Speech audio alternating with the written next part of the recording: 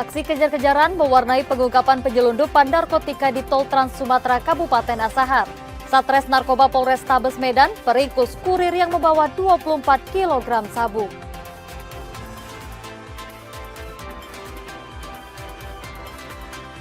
Aksi pencurian di satu rumah kosong di Palembang berakhir ricuh.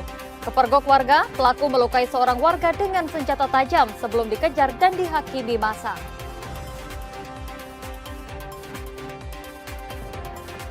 Manuskrip kuno di Aceh terdampak banjir. Untuk menjaga warisan sejarah itu, berbagai langkah penyelamatan ditempuh mulai dari restorasi hingga digitalisasi.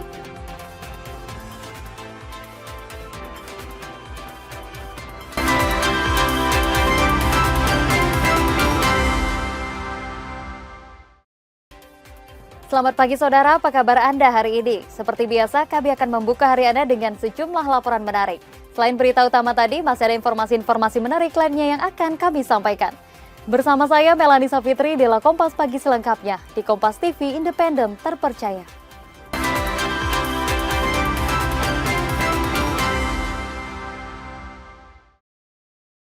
Kami awali Kompas Pagi dari Sumatera Utara, Saudara. Kepolisian memastikan ledakan di perumahan Grand Polonia dipicu kebocoran gas. Hasil olah tempat kejadian, penemukan jejak gas metana yang mengarah pada detonasi dari dalam rumah.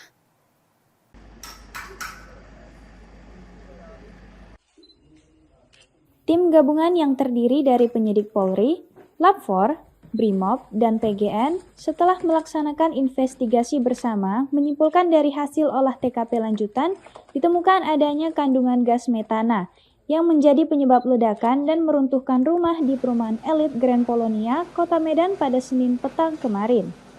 Adanya jejak gas metana pada bagian pintu, kaca, dan dinding bangunan yang roboh ke bagian luar menunjukkan tekanan berasal dari dalam rumah.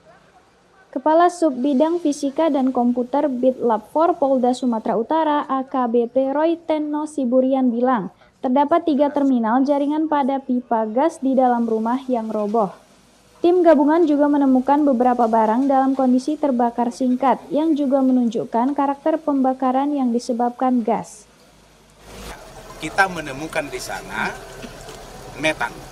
Nah, ini juga tadi bersama dengan pihak BGN melakukan beberapa pengujian, baik dengan alat yang mereka gunakan, baik juga yang dengan kami gunakan. Konfirmasi dari sampel udara yang kami ambil di sana dengan gas kromatografi spektrofotometri namanya, alat yang bisa mengkonfirmasi, memang di sana kita temukan metan. Nah, dari hasil-hasil ini menunjukkan bahwa ada di sana kebocoran gas dan kemudian kebocoran gas ini memenuhi ruangan lalu terdetonasi. Nah, penyebab apa yang mendetonasi? Nah, ini sangat mungkin banyak ya. Pertama, di sana memang kita temukan juga ada dupa. Lalu ada juga kegiatan yang di sana yang bisa memicu. Jadi ini sangat banyak kemungkinan yang bisa memicu. Tapi yang paling penting di sana bahwa ada gas yang terkonsentrasi sehingga terpicu dan menyebabkan ledakan. Jadi sampai sejauh ini kita sudah final bahwa tentang penyebab ledakan yang terjadi itu adalah karena detonasi gas metan. Pihak PGN juga menyatakan hasil pemeriksaan serupa. Metana merupakan jenis gas yang disalurkan melalui jaringan pipa gas oleh PGN. General Manager Regional 1 Perusahaan Gas Negara Andi Sangga bilang, pihaknya akan mendukung lanjutan pemeriksaan untuk memastikan titik kebocoran dan penyebabnya. Memang tim kami juga berada di lapangan dan menemukan tadinya ada kandungan gas metan di beberapa lokasi di dalam rumah. Selanjutnya kami tetap mendukung kegiatan-kegiatan lanjutan yang dilakukan oleh Polri. Untuk memastikan titik kebocoran gas, tim investigasi gabungan akan kembali melaksanakan olah TKP. Ledakan ini menyebabkan 6 korban, 3 diantaranya meninggal dunia. Kuatnya ledakan juga menyebabkan beberapa rumah di sekitar mengalami kerusakan. Tim Liputan Kompas TV, Medan, Sumatera Utara. Masih dari Sumatera Utara, aksi kejar-kejaran mewarnai pengungkapan penyelundupan narkotika di Tol Trans Sumatera Kabupaten Asahan. Satres Narkoba Polrestabes Medan meringkus kurir yang membawa 24 kg sabu. Bukan, ras. Kejar-kejaran di jalan tol Trans Sumatera di Kabupaten Asahan ini terjadi usai pelaku berinisial FA mengetahui sedang dibuntuti polisi. Pelaku sempat melaju hingga kecepatan lebih dari 150 km per jam yang membuat polisi kehilangan jejak pelaku. Pelaku kemudian terdeteksi berupaya melarikan diri ke area perkebunan sawit di sekitar gerbang tol Asahan usai meninggalkan mobilnya di pinggir jalan. Pengejaran yang kemudian berlanjut di dalam area perkebunan sawit sempat diwarnai dengan sejumlah tembakan peringatan. Lantaran pelaku terus melarikan diri sebelum akhirnya diringkus di dalam sungai kecil. Petugas kemudian menemukan 24 bungkus narkotika jenis sabu yang beratnya mencapai 24 kg tersimpan di seluruh dinding mobil mulai dari dinding mobil bagian belakang hingga ke bagian depan. Kasatres Narkoba Polrestabes Medan, Ajun Komisaris Besar Polisi Rafli Yusuf Nugraha mengungkapkan, pelaku berencana membawa narkoba ke Jakarta. Narkoba dibawa pelaku dari Provinsi Aceh dan pelaku kerap menggunakan tol Trans Sumatera sebagai perlintasan. Pelaku juga kerap menyimpan narkoba di dinding mobil dengan tujuan agar setiap kali terjadi razia di jalan, narkoba yang dibawa pelaku tidak terdeteksi. Pengungkapan kasus ini sendiri merupakan bagian dari pengembangan pengungkapan kasus 2 kg sabu yang sebelumnya diungkapkan di Kota Medan.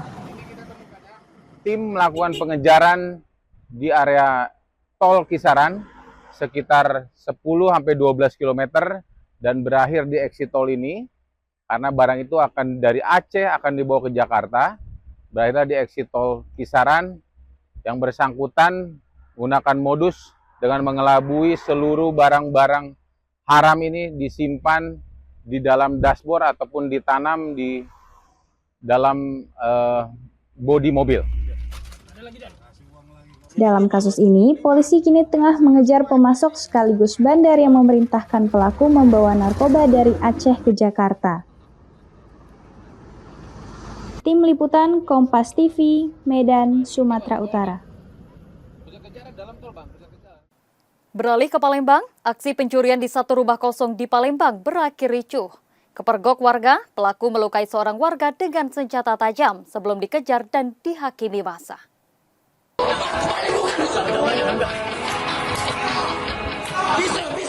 Aksi pencurian di rumah kosong di Jalan Lingkar Danau Opi, Jakabaring, Palembang Selasa pagi berakhir ricuh. 1 dari 2 terduga pelaku dikejar warga setelah kepergok beraksi. Saat melarikan diri, pelaku melakukan perlawanan dengan menggunakan senjata tajam hingga melukai seorang warga. Desakan massa membuat pelaku akhirnya menyerah dan membuang senjata tajam yang dibawanya. Pelaku sempat menjadi sasaran hukuman warga yang marah atas insiden tersebut.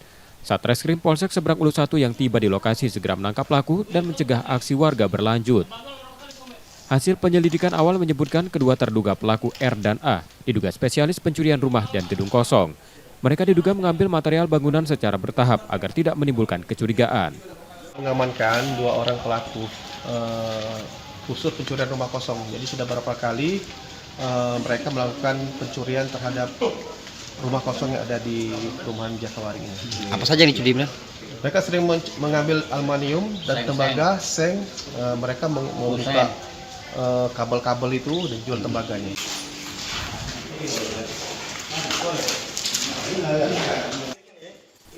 Kedua terduga pelaku kini ditahan di Polsek Seberang Ulus 1 dan menjalani proses hukum.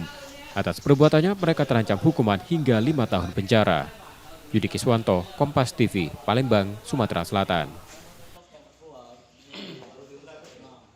Sementara dari Riau, Polsek Senampelan mengungkap aksi komplotan pembobol rumah dan ruko kosong. Para pelaku ditangkap setelah diduga berulang kali menyasar bangunan tanpa penghuni. Polsek Senampelan kembali membekuk komplotan pelaku pencurian dengan pemberatan atau curat berinisial DM dan JJ. Kedua pelaku merupakan spesialis bongkar rumah dan ruko kosong di Kota Pekanbaru. Dari pemeriksaan, kedua pelaku mengakui sudah 12 kali beraksi di berbagai lokasi di Kota Pekanbaru. Modus pelaku mengintai rumah dan ruko yang ditinggal penghuninya. Dari rekaman kamera pengawas, pelaku terlebih dahulu menggergaji gembok untuk bisa masuk ke dalam ruko. Tidak butuh waktu lama, gembok berhasil dirusak dan pelaku mencari barang berharga untuk diambil, seperti AC, kompresor, dan barang berharga lainnya. Barang curian tersebut dijual pelaku kepada pengepul di kawasan Kecamatan Sedapelan yang saat ini masih diselidiki polisi. Menurut Kadit Reskrim Polsek Sedapelan AKP Dodi Vivino, dari penjualan barang hasil pencurian digunakan para pelaku untuk judi slot, membeli narkoba, dan kebutuhan sehari-hari. Dapat kami jelaskan bahwa benar Polsek Sedapelan ada mengamankan 2 orang laki-laki, yang mana dari hasil penyelidikan diketahui mereka telah melakukan pencurian dengan pemberatan, ya, atau biasa dikenal dengan bongkar rumah ataupun bongkar ruko sebanyak 12 kali atau di 12 tempat yang berbeda.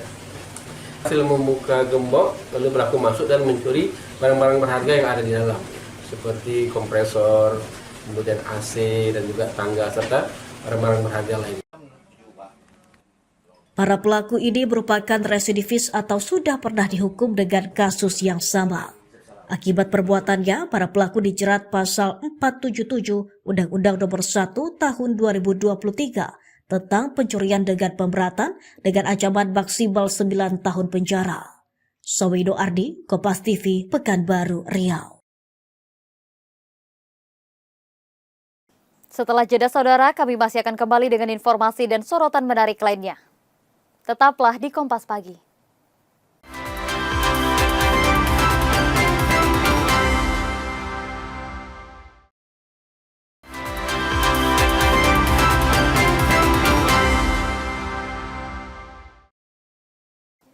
Terima kasih Anda masih menyaksikan Kompas Pagi. Saudara, Direktorat Reserse Kriminal Khusus Polda Riau mengungkap dugaan penyelewengan BBM bersubsidi di Kabupaten Rokan Hilir. 3 tersangka ditangkap beserta ribuan liter Pertalite dan solar yang diamankan.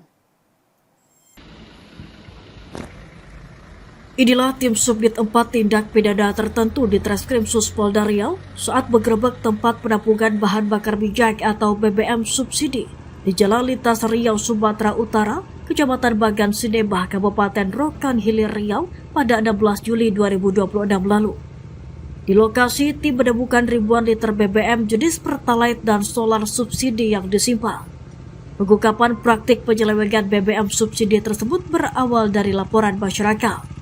Dari pengungkapan tersebut, polisi berhasil membekuk 3 orang tersangka, yakni JU diduga sebagai pemilik gudang penampungan BBM, kemudian JS dan JO selaku sopir truk tangki pengangkut BBM. Dari hasil pemeriksaan, modus pelaku JS dan JO sebagai sopir truk BBM membawa BBM subsidi dari Dubai menuju Sumatera Utara. Namun sesampainya di Jalan Lintas Riau, Sumatera Utara, Kecamatan Bagan Sinebah, Kabupaten Rokan Hilir, Riau, tersangka mengurangi isi BBM di dalam tangki truk. Adapun BBM yang berhasil disita polisi yakni 2010 liter BBM jenis Pertalite dan 630 liter BBM jenis biosolar. Selain barang bukti BBM subsidi, polisi juga menyita barang bukti lainnya berupa 2 unit truk tangki pengangkut BBM berlogo Pertamina, 1 unit mobil pick-up, serta uang tunai 2,3 juta rupiah yang berkaitan dengan hasil transaksi penyelewengan BBM subsidi. Polisi saat ini masih melakukan pendalaman terkait tindakan ilegal serta penyaluran BBM subsidi hasil penyelewengan. Bukti sendiri yang berhasil kami amankan yaitu BBM jenis BBM subsidi jenis Pertalite itu totalnya itu 2010 liter, kemudian BBM subsidi jenis biosolar yaitu 630 liter. Kemudian kami juga mengamankan 2 unit truk tangki pengangkut BBM dan 1 unit mobil Suzuki Carry yang digunakan oleh tersangka inisial JU tadi. Atas perbuatannya, para tersangka dijerat pasal 55 Undang-Undang Nomor 22 Tahun 2001 tentang minyak dan gas bumi dengan ancaman maksimal 6 tahun penjara.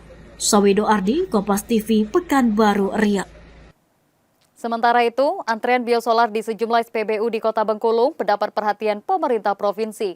Hasil sidak bersama Pertamina memastikan pasokan tetap lancar, sedangkan antrean terjadi akibat meningkatnya jumlah kendaraan. Dari serangkaian sidak ke sejumlah SPBU, pemerintah daerah memastikan antrean panjang yang terjadi bukan karena faktor penyaluran yang terhambat maupun kelangkaan solar bersubsidi.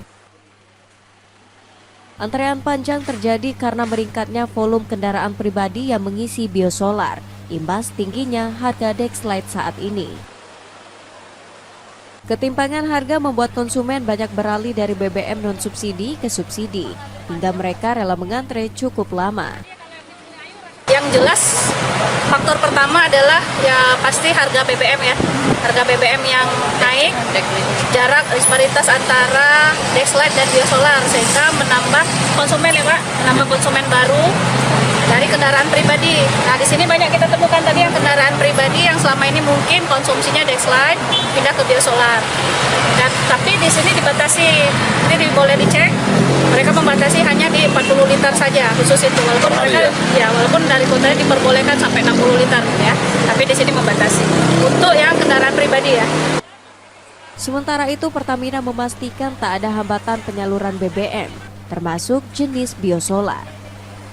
Pertamina telah menerapkan strategi penyaluran lebih awal, sehingga tak ada kendaraan yang menunggu karena SPBU kehabisan stok.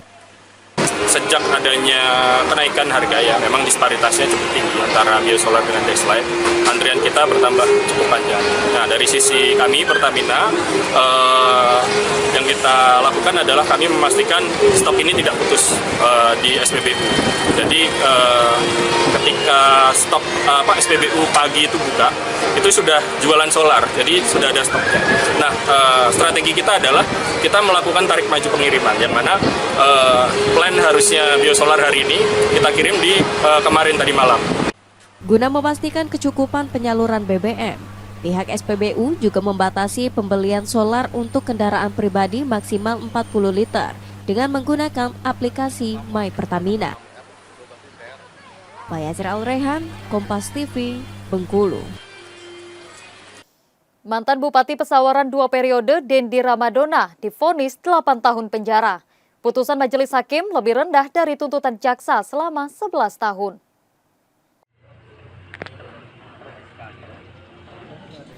Pengadilan Tindak Pidana Korupsi Tanjung Karang kembali menggelar sidang perkara korupsi proyek sistem penyediaan air minum atau SPAM di Kabupaten Pesawaran dengan terdakwa Dendi Ramadona. Dalam amar putusan Majelis Hakim Enan Sugiarto mengatakan, mantan Bupati Pesawaran 2 periode Dendi Ramadona terbukti sah dan meyakinkan bersalah, melakukan tindak pidana korupsi, menerima gratifikasi, serta tindak pidana pencucian uang atau TPPU. Dendi Ramadona divonis hukuman penjara selama 8 tahun, denda 750 juta, subsidi 195 hari kurungan penjara. Selain itu terdakwa juga dikenakan uang pengganti kerugian negara senilai 21 miliar 600 juta rupiah, dikurangi 3 miliar yang telah dititipkan kepada penyidik Jaksa Kejari Pesawaran, dan jika tidak dibayar akan diganti kurungan penjara selama 4 tahun. Vonis hakim lebih rendah dari tuntutan jaksa yang menuntut selama 11 tahun kurungan penjara. Terdakwa Dr. Haji Dendi Ramadona di atas terbukti secara sah dan meyakinkan bersalah melakukan tindak pidana turut serta melakukan korupsi dan menerima gratifikasi dan pencucian uang sebagaimana dalam pasal 1 dalam 2 dan 2 menjatuhkan pidana kepada terdakwa Dr. Dendi Ramadona dengan pidana penjara selama 8 tahun dan pidana denda kategori 6 sejumlah 750 juta rupiah yang harus dibayar dalam jangka waktu 1 bulan dan sejak putusan penjara. 3. Menetapkan jika pidana denda tidak dibayar dalam jangka waktu yang telah ditentukan, kekayaan atau pendapatan terpidana disita dan dalam akumulasi pidana yang tidak dibayar. Dalam hal hasil penyitaan lelang kekayaan atau pendapatan tidak cukup atau tidak memungkinkan untuk dilaksanakan, pidana denda tidak dibayar diganti dengan pidana penjara selama 165 hari. 4. Menjatuhkan pidana tambahan kepada terdakwa membayar uang ganti sejumlah 21 miliar 600 juta rupiah dikurangi dengan uang yang telah di-store rekening PR 017 dan Pesawaran sebesar 3 miliar rupiah pada tahap penuntutan. Selain mantan Bupati Pesawaran Dendi Ramadona, terdakwa Ada Linardo selaku kontraktor divonis 4 tahun penjara, denda 300 juta, subsidi 100 hari kurungan penjara, serta uang pengganti kerugian negara 425 juta. Atas vonis tersebut, terdakwa Dendi Ramadona dan juga jaksa penuntut umum menyatakan pikir-pikir. Roma Afria Idam, Kompas TV, Lampung. Polda Sumatera Selatan memusnahkan 4 kg sabu, ribuan butir ekstasi, dan cairan etomidat hasil pengungkapan kasus narkotika. Puluhan tersangka, pengedar, dan kurir terancam hukuman mati. Direktorat Reserse Narkoba Polda Sumatera Selatan memusnahkan 4 kg sabu, 17.981 butir ekstasi, dan 727,8 ml cairan etomidate. Hasil pengungkapan 20 kasus narkotika sepanjang Juli 2026. Pemusnahan dilakukan dengan melarutkan sabu dan ekstasi menggunakan air deterjen kemudian dihancurkan, sedangkan cairan etomidate dimusnahkan dengan dibakar. Dalam pengungkapan kasus ini, polisi menangkap 27 tersangka yang berperan sebagai pengedar dan kurir. Mereka ditangkap di 7 daerah, masing-masing Palembang, Muara Enim, Banyuasin, Pali, Ogan Komering Ilir, Musi Banyuasin, dan Prabu Muli.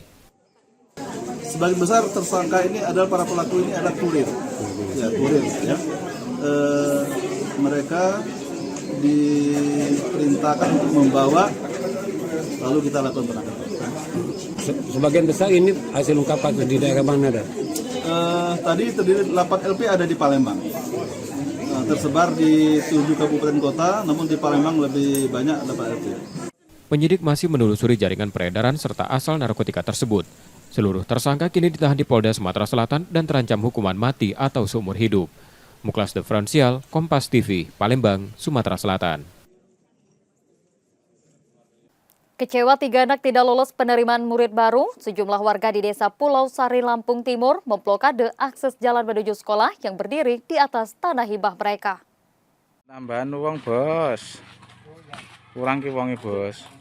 Masyarakat di Desa Pulau Sari, Kecamatan Labuan Ratu, Kabupaten Lampung Timur, Lampung, melakukan aksi blokade jalan menuju ke Sekolah Menengah Atas Negeri 1, Labuan Ratu pada Jumat lalu. Aksi ini dilakukan lantaran 3 anak desa setempat dinyatakan tidak lolos dalam seleksi penerimaan peserta didik baru tahun ajaran 2026-2027 di sekolah tersebut. Warga menilai seharusnya sekolah memprioritaskan anak-anak desa setempat karena jarak telah sesuai dengan aturan penerimaan jalur zonasi. Dikarenakan salah satu sistem zonasi ya, itu anak sekitar paling 20 meter sama 50 meter itu nggak keterima. Itu 3 anak. Kalau dulu kan bentuknya perjanjian lisan, nggak tertulis. Itu kok nggak diterima. Yang diformalitaskan dulu katanya mendirikan SMA negeri di sini itu mau prioritaskan anak sekitar. Kemarin itu kita minta konfirmasi biar kepala sekolah itu keluar mendengarkan aspirasi masyarakat, tapi ternyata nggak keluar. Warga berharap kepada pihak sekolah dapat memprioritaskan anak-anak lingkungan sekitar dapat mengenyam pendidikan di Sekolah Negeri 1 Labuan Ratu. Apalagi menurut warga, sekolah tersebut berdiri di atas lahan yang dihibahkan dari masyarakat desa. Roma Afria Idam, Kompas TV, Lampung. Kami jeda sejenak saudara, sesaat lagi kami akan kembali. Tetaplah di Kompas Pagi.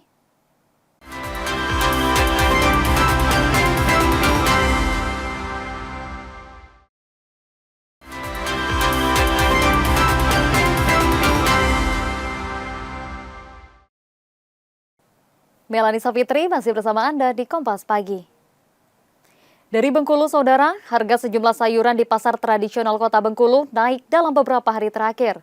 Kenaikan dipicu berkurangnya pasokan di tengah meningkatnya permintaan, termasuk untuk program makan bergizi gratis. Hampir seluruh harga jenis sayuran di pasar tradisional Kota Bengkulu kini ikut mengalami kenaikan yang cukup signifikan. Kenaikan terjadi dalam beberapa hari terakhir dengan rata-rata kenaikan Rp3.000 hingga Rp6.000 per kilogram. Seperti harga buncis yang sebelumnya dijual Rp10.000 per kilogram, naik menjadi Rp16.000 per kilogram. Selain itu, harga wortel dan kentang juga mengalami kenaikan dari Rp12.000 kini dijual Rp18.000 per kilogram. Pedagang sebut kenaikan dipicu pasokan sayur dari daerah yang belum stabil. Diikuti dengan meningkatnya permintaan setelah program makan bergizi gratis kembali berjalan. Permintaannya makin banyak, apalagi sekarang itu kan dapur MBG itu udah aktif. Jadi barang itu mengalami kenaikan, stoknya juga sedikit kurasa. Jadi pengaruh dari MBG udah kembali ke anak sekolah mulai masuk ya Bang? Iya, mulai dapur MBG itu aktif itu, sayur-sayur itu mulai naik. Berarti baru kenaikan harga sayur? Baru kenaikan Bang. Mulai dapur MBG inaktif lah. Ini kisaran berapa ribu Bang per item sayur? Hanya item itu dia rata-ratanya 3.000, 4.000 kenaikan. Sementara itu pembeli mengaku harus lebih selektif dalam berbelanja. Bahkan sebagian memilih mengurangi jumlah pembelian dan mulai menanam sayur sendiri untuk memenuhi kebutuhan sehari-hari. Oh, kalau kita selaku pembeli otomatis berpengaruh lah ya kan Bang. Apalagi kalau kita bukan hanya kepada mahasiswa aja, jadi sebagai pekerja juga ya untuk masak hidup juga gitu lah. Kalau misalnya kita biasanya banyak-banyak makan sayur, agak dikurangi lah sedikit gitu. Oh gitu ya, nggak ada ngurangi pembelian misalnya dari setengah kilo jadi beli seperempat aja kan? Bang. Karena harganya udah naik. Dan juga kami sudah membiasakan menanam sayur. Oke. Masyarakat berharap harga sayuran dapat kembali stabil sehingga daya beli masyarakat tetap terjaga. Bayazir Al-Raihan, Kompas TV, Bengkulu. Bergeser ke Sumsel, pemerintah Provinsi Sumatera Selatan memperketat pengawasan angkutan galian C. Seluruh truk bak terbuka kini wajib menutup muatannya dengan terpal untuk menekan risiko kecelakaan.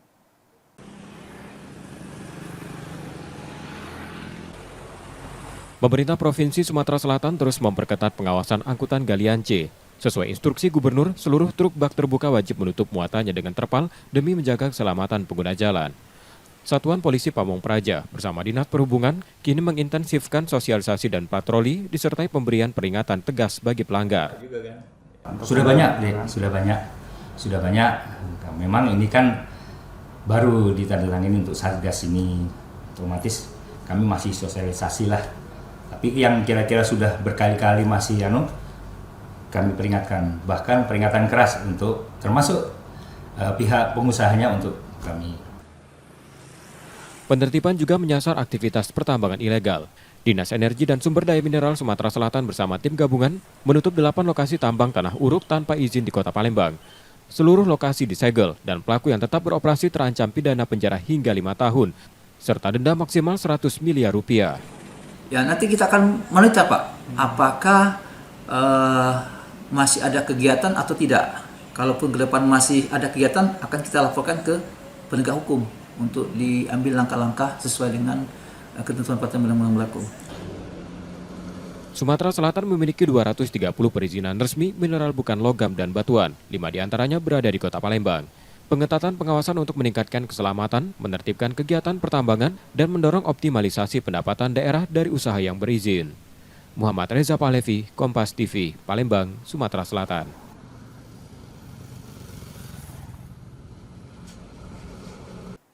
BP3MI Sumatera Selatan mencatat 64 pekerja migran Indonesia dipulangkan pada semester pertama 2026.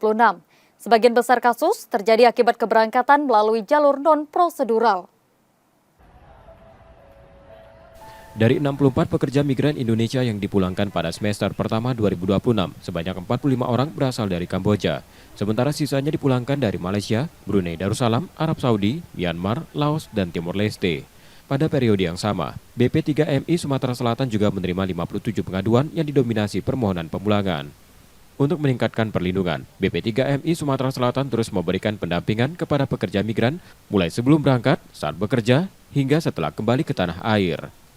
Yang untuk ilegal itu sebenarnya banyak Mas. Tadi kayak yang kita sebutkan dari sektor negara Kamboja sendiri aja udah 45 orang dari total 64 orang di semester 1 ini. Betul, betul. Jadi untuk mengantisipasi, karena kan sekarang ini banyak iklan-iklan bekerja ke luar negeri ini via medsos-medsos. Nah, untuk mencari informasinya apakah itu benar atau tidaknya, tadi bisa datang nih ke kantor kita, ke BP3MI Sumatera Selatan.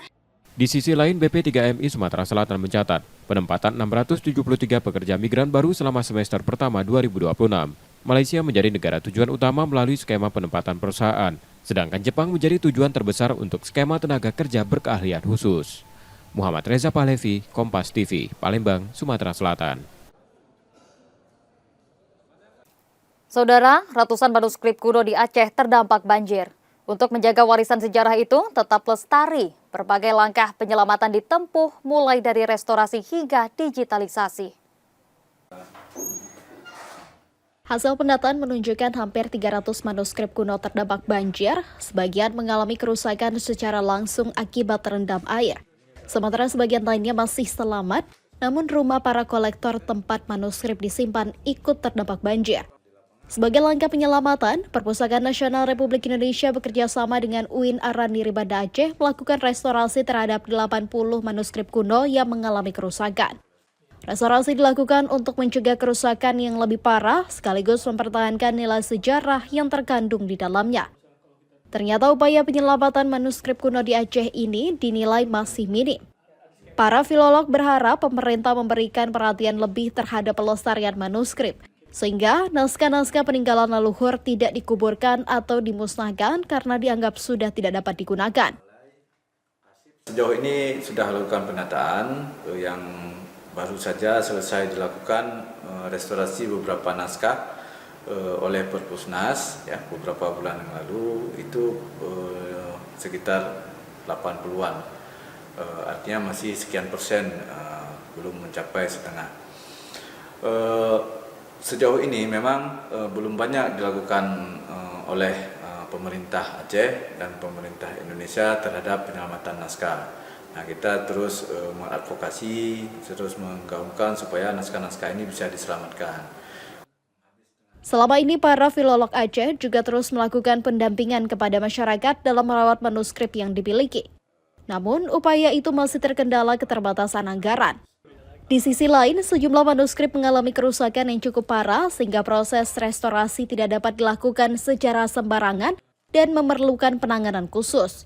Para kolektor manuskrip pun berharap pemerintah dapat memperkuat program penyelamatan dan pelestarian naskah kuno, mengingat manuskrip itu merupakan warisan sejarah dan sumber pengetahuan yang memiliki nilai penting bagi generasi mendatang.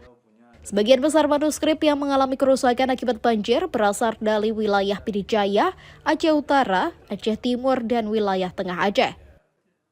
Selain restorasi, upaya pelestarian juga dilakukan melalui digitalisasi manuskrip. Lembaga DREAMSI atau Digital Repository of Endangered and Affected Manuscript in Southeast Asia, Indonesia bersama Masyarakat Peduli Sejarah Aceh atau MAPESA dan tim peneliti lokal Tengah mendigitalisasi sekitar 19.000 halaman manuskrip yang tersebar di Banda Aceh dan Aceh Besar. Kami berencana melakukan digitalisasi lebih dari 19.000 halaman manuskrip yang tersebar di Banda Aceh dan juga Aceh Jaya. Dan kami berencana setidaknya ada 39 hari yang akan kami habiskan di Aceh. Dan harapan kami tentu saja setelah digitalisasi ini yang semuanya dilakukan oleh tim lokal itu menjadi tanggung jawab bersama, tidak hanya pemerintah, tidak hanya orang-orang yang berkepentingan, tapi juga masyarakat Aceh itu sendiri yang harus bersama-sama menjaga dan merawat khazanah manuskripnya. Proses digitalisasi itu berlangsung selama 39 hari sebagai bagian dari upaya menyelamatkan warisan intelektual Aceh dalam bentuk arsip digital agar tetap dapat diakses oleh generasi mendatang. Nova Misdayanti, Kompas TV, Banda Aceh. Upaya membangkitkan semangat pendukung terus dilakukan Sriwijaya FC. Manajemen akan membagikan ratusan jersey lewat gerakan penyelamatan SFC untuk menguatkan ikatan dengan masyarakat.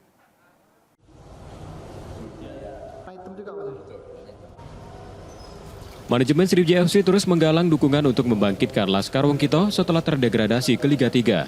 Salah satunya dengan menyiapkan pembagian ratusan jersey bertajuk Penyelamatan Sriwijaya FC pada masyarakat dan supporter di Sumatera Selatan. Program ini digagas untuk memperkuat dukungan publik sekaligus mengajak berbagai pihak termasuk supporter dan calon investor. Hal ini dilakukan di mana kita melihat kondisi Sriwijaya FC saat ini yang sangat butuh perhatian dari warga Sumatera Selatan dan para pengusaha yang ada di Kota Palembang, khususnya pemerintah Sumatera Selatan, untuk menggait investor yang ada di Sumatera Selatan ini. Semoga mereka bisa membantu tim kebanggaan kita ini. Di sisi lain, manajemen juga terus menjajaki kehadiran investor baru agar proses pembangunan tim dan langkah kebangkitan Sriwijaya FC dapat berjalan sesuai target. Nur Muhammad, Kompas TV, Palembang, Sumatera Selatan. Kami jeda sejenak, setelah itu kami akan kembali. Tetaplah di Kompas Pagi.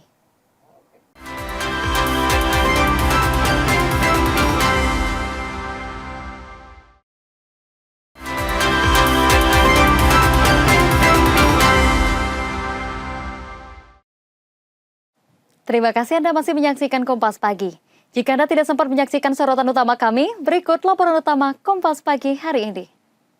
Bukan, ras.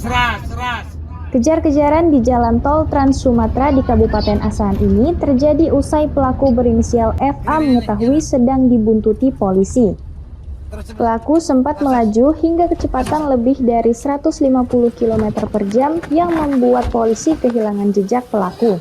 Pelaku kemudian terdeteksi berupaya melarikan diri ke area perkebunan sawit di sekitar gerbang tol Asahan usai meninggalkan mobilnya di pinggir jalan. Pengejaran yang kemudian berlanjut di dalam area perkebunan sawit sempat diwarnai dengan sejumlah tembakan peringatan. Lantaran pelaku terus melarikan diri sebelum akhirnya diringkus di dalam sungai kecil. Petugas kemudian menemukan 24 bungkus narkotika jenis sabu yang beratnya mencapai 24 kg tersimpan di seluruh dinding mobil mulai dari dinding mobil bagian belakang hingga ke bagian depan.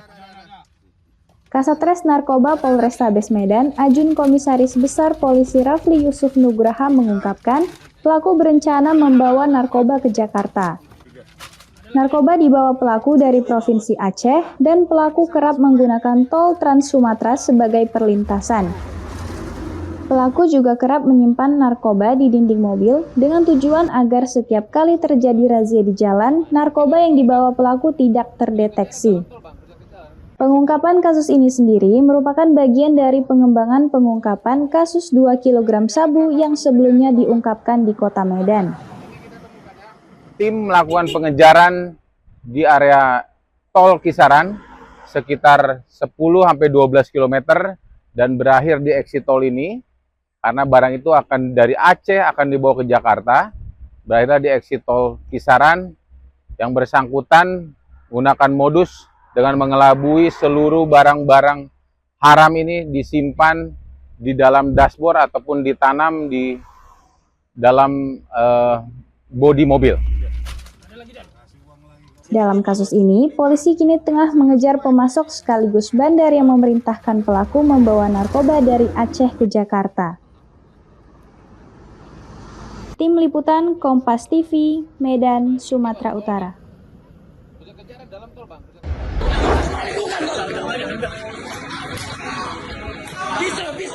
Aksi pencurian di rumah kosong di Jalan Lingkar Danau Opi, Jakabaring, Palembang, Selasa pagi berakhir ricuh.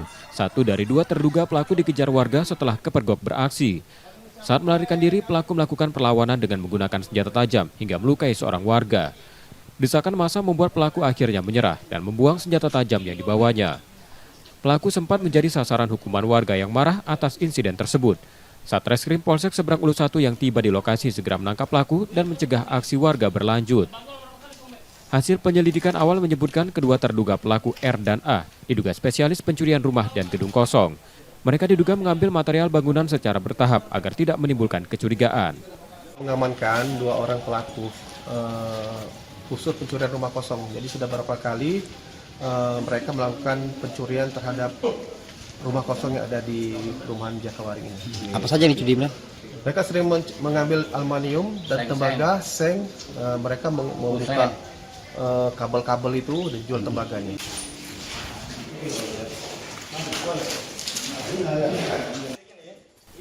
Kedua terduga pelaku kini ditahan di Polsek Seberang Ulu 1 dan menjalani proses hukum. Atas perbuatannya mereka terancam hukuman hingga 5 tahun penjara. Yudi Kiswanto, Kompas TV, Palembang, Sumatera Selatan. Informasi tadi menjadi akhir dari Kompas pagi hari ini. Saudara, media adalah pilar yang menjaga keseimbangan informasi.